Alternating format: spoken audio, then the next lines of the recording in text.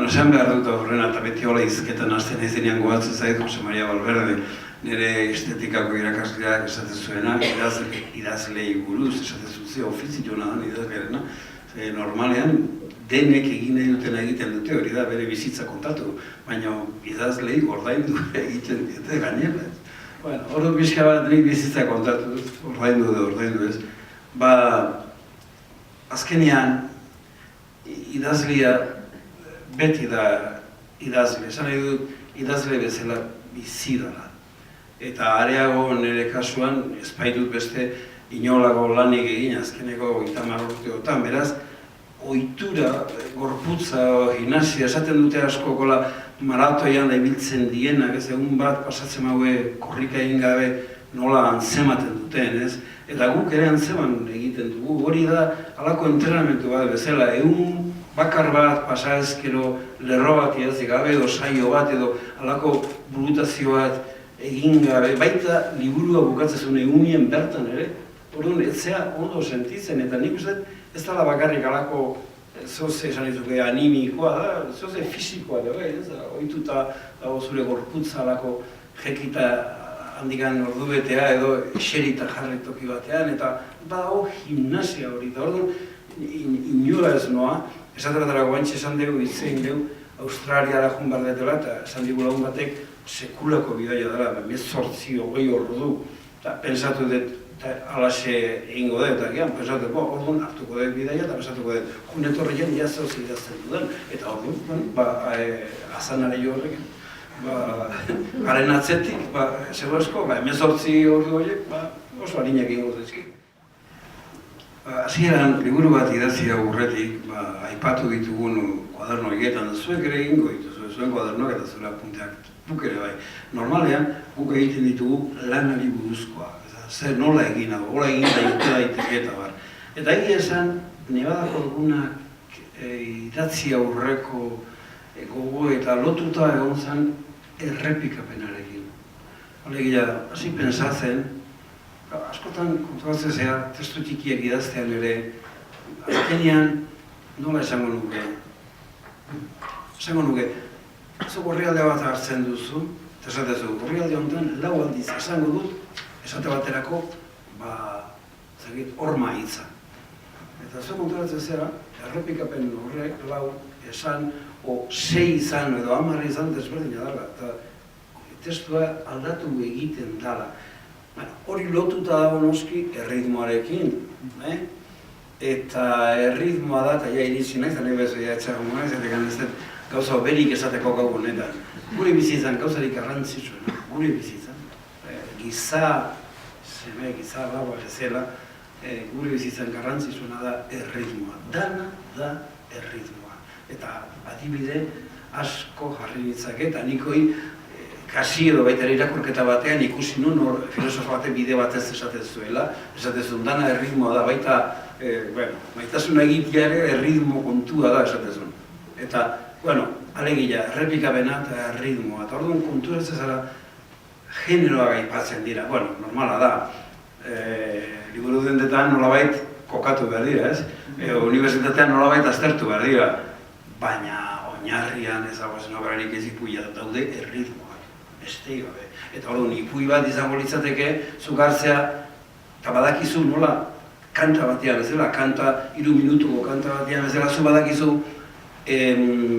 tarte gutxi daukazula, 5 orrialde daukazula, beraz hor, erritmoa gauki behar du konpas oso berezi bat. Inolare ez, novela batean neukiko lukeena, inolare ez. Orduan, hori izan da niretzat, liburu horren sorreran egondan idea, ez, eta da, erritmo txikiak, ipui baten moduan, edo gogoetan, lotzea erritmo orokor batekin da. Nik uste, azkenean, batez den nahi iruipena da, 200 orrialdetik aurrera bintzat, irakurle ez dakien nun dagoen, zain zuke, ja dago alako erritmo batean, eta ja errepikapena etortze zaio hemendik, errepikapena hemendik, batean azaltzen dira helikopteroak, lehenura azaldu dira, bestean azaltzen da amaren deia, lehenura azaldu da, azaltzen da soldaduak, azaldu dira.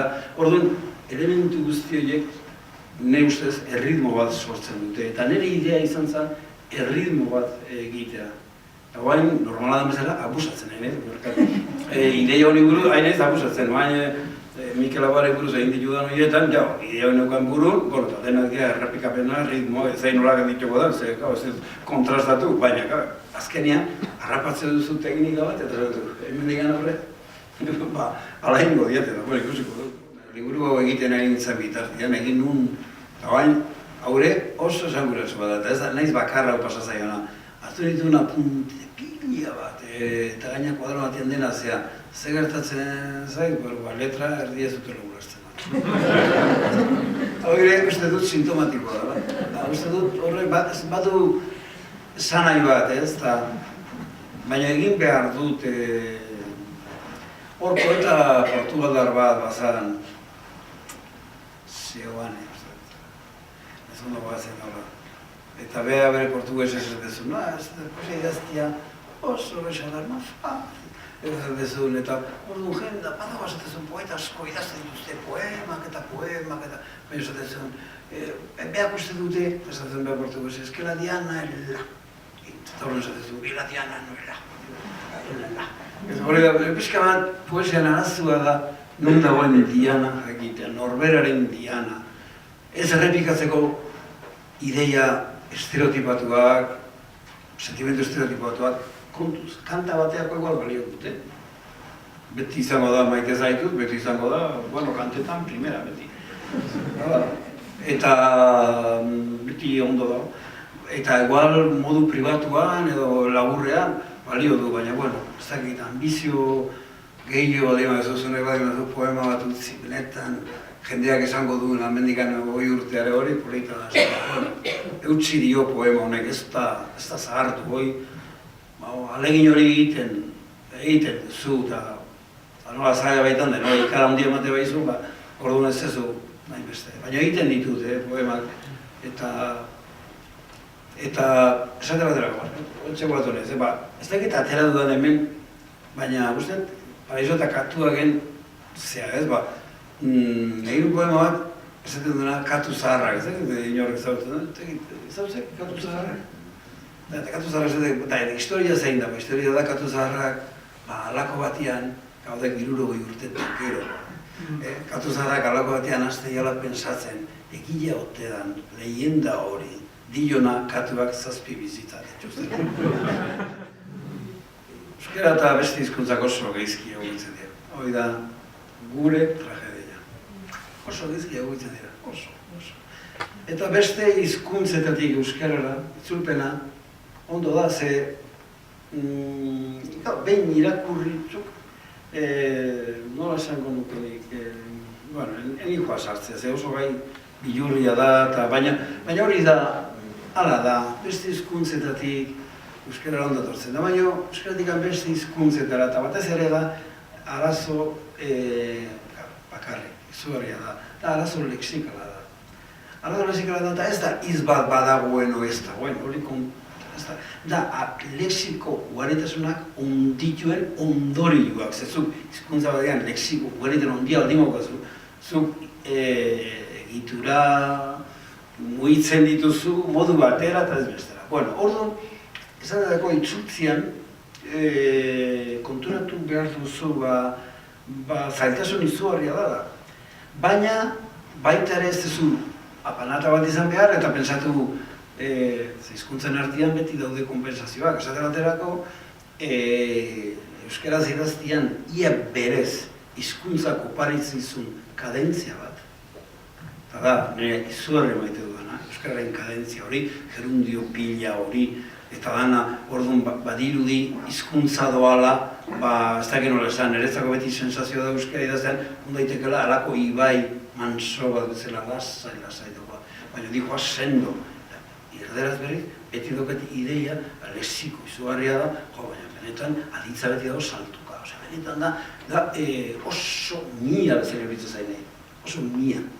Oso urmea, oso oremea, eta orduan alako, esate baterako, sakontasun bat, zagon nuke poetiko bat emateko, nahi izugarri gehiago zaitez erderaz, azterariaz, euskeraz baino, ze bueno, edo gehiegi jotzen da tonua, horregatik, ez da poesia entzatera dago, poesia, gaztelanian zidezetakoa izan da oso igoa, oso tonu, oso enfatikoa, oso tradizionalki, oso poetikoa, ez da gizu, oso poetikoa, ez da gizu, lucero de la mañana, eta horako.